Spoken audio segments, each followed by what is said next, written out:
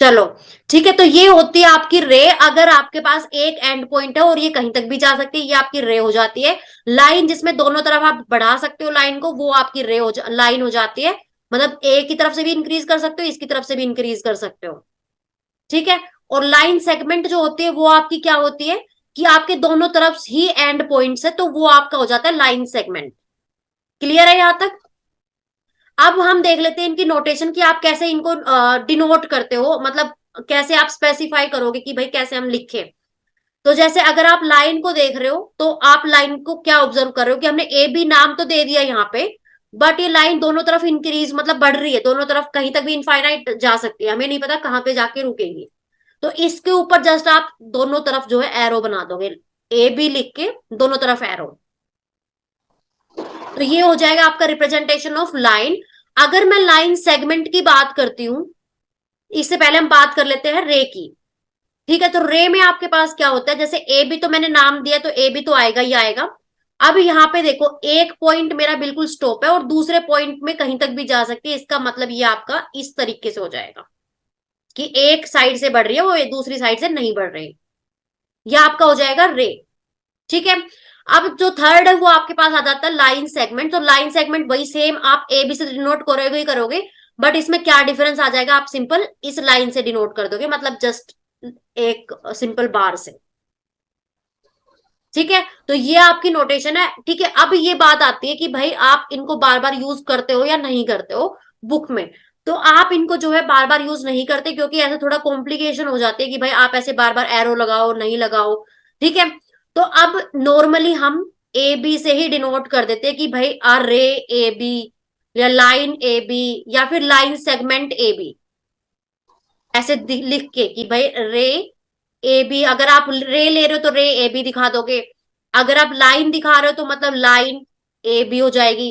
अगर line segment ले रहे हो तो लाइन सेगमेंट आपकी ए बी हो जाएगी, सिंपल। क्लियर है? ठीक है, तो अब बात आती है नेक्स्ट आपकी एंगल्स की। तो ये तो बात होगी हमारी पूरी किसके बारे में, लाइंस के बारे में। अब बात करते हैं हम एंगल्स के बारे में। ठीक है, तो एंगल्स में बेसिकली होता क्या है, जैसे मैंने आपके सामने अभी रे बना के दिखाया, ये है ना, एक रे मैंने ड्रॉ करके दिखाई आपको। तो अब देखना आप ध्यान से एक बार, देखो। अब बात आती है कि अगर आप रे कैसे दिखाओ, मतलब एंगल्स कैसे दिखाओगे। तो जैसे मैंने रे ड्रॉ करी है कि एक आपका एंड पॉइंट होता है। ठीक है, अगर आपको एंगल दिखाना है तो एंगल्स में क्या होता है कि आपके पास दो रेज होती है। ठीक है, अगर एक में कोई फिक्स्ड पॉइंट ले लू, जैसे यहाँ पे मैंने फिक्स्ड पॉइंट लिया यहाँ पे। ठीक है, तो इस पॉइंट से आपकी दो रे निकलेगी, एक तो ऐसे निकलेगी और एक कहीं भी आप ड्रॉ कर सकते हो इस तरीके से। यही होता है ना कि एक एंड पॉइंट और दूसरा आपका पॉइंट कहीं भी जा रहा हो। सपोज ये मेरा ए पॉइंट हो गया, ये आपकी बी रे, मतलब एक रे ए से डिनोट कर रहे हो, दूसरी रे को आप बी से डिनोट कर रहे हो। ये मैंने मान लिया ओ पॉइंट, जो ओरिजन है जहां से दोनों रेस निकल रही है हमारे। ठीक है, क्लियर है यहां तक, कोई भी डाउट? ठीक है, तो अब देखो, जो रेज निकल रही है आपकी, इनसे मिलके जो एंगल बन रहा है आपका, मतलब ये जो आपको दिख रहा है, इसको बोलते हैं हम बेसिकली क्या, एंगल्स। मतलब सिंपल एंगल ही बोलेंगे क्योंकि यहाँ पे एक ही एंगल है। ठीक है, तो आप बोलोगे मेरे को कि मैम मैं तो ये वाला भी बना सकती हूँ, है ना। तो आप दोनों बना सकते हो, कोई इशू नहीं है। मतलब आपका जैसे मैं दो रेस अगर ऐसे निकाल रही हूँ, ऐसे दो रेज आपकी, तो आपका एक एंगल ये वाला भी बनता है, जिसको सपोज हम इससे डिनोट कर देते हैं एक्स से।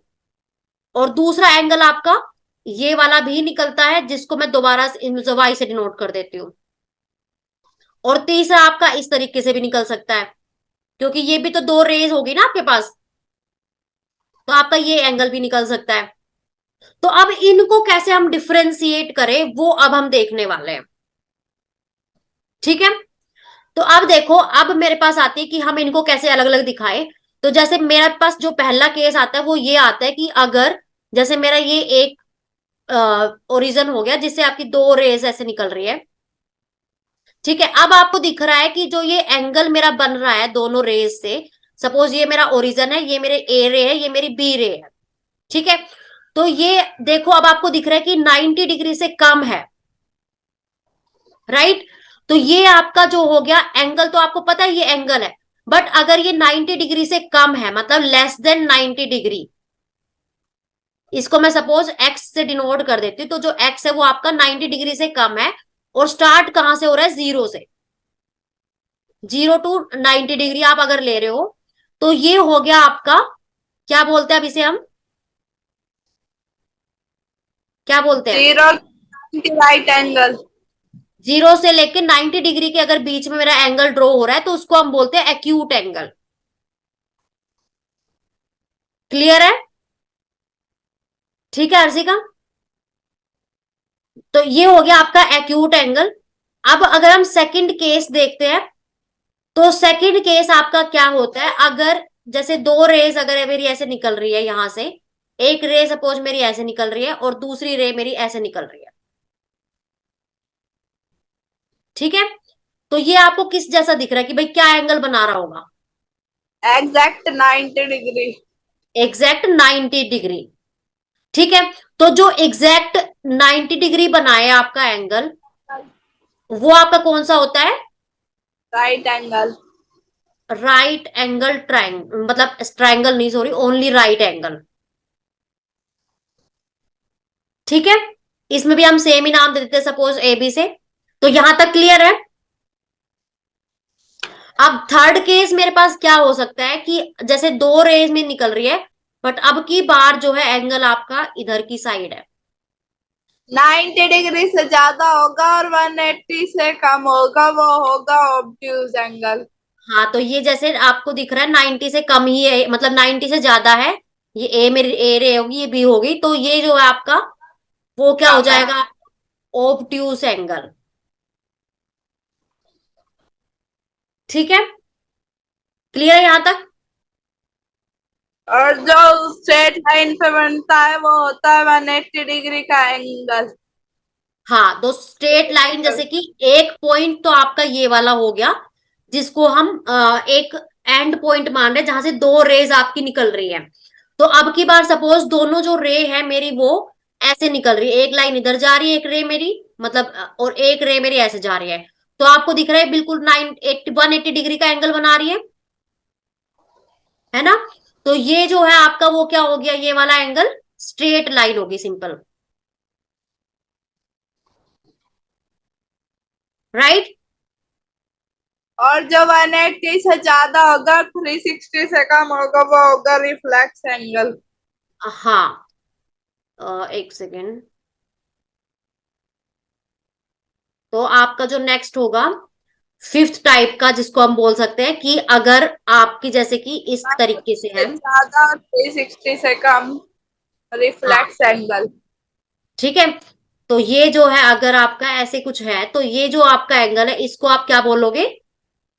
Reflex angle. Reflex angle. Clear है ये सारी चीजें?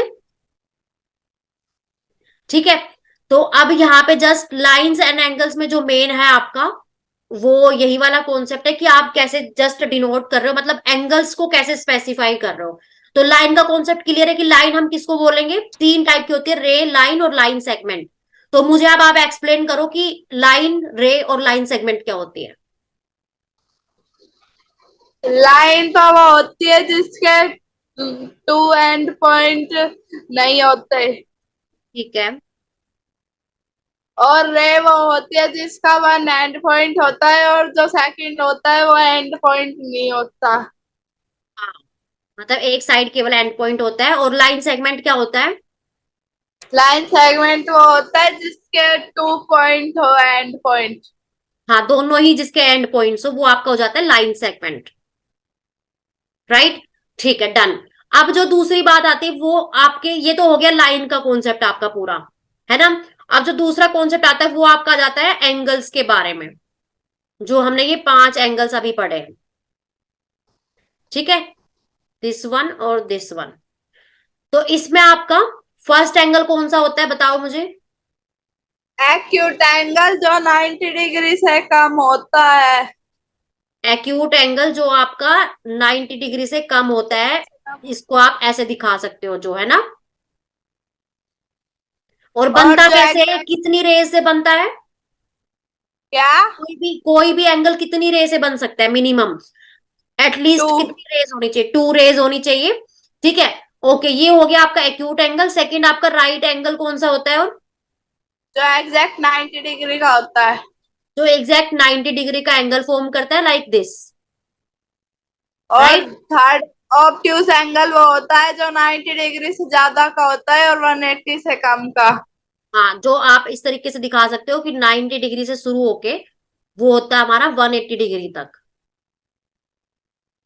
और स्ट्रेट एंगल होता है 180 डिग्री का एग्जैक्ट। 180 डिग्री का बिल्कुल एग्जैक्ट, राइट। तो ये और हो गया रिफ्लेक्ट स्ट्रेट। होता है जो 360 से कम का होता है और 180 से ज्यादा का। हाँ, ठीक है। तो ये क्लियर है यहां तक बिल्कुल?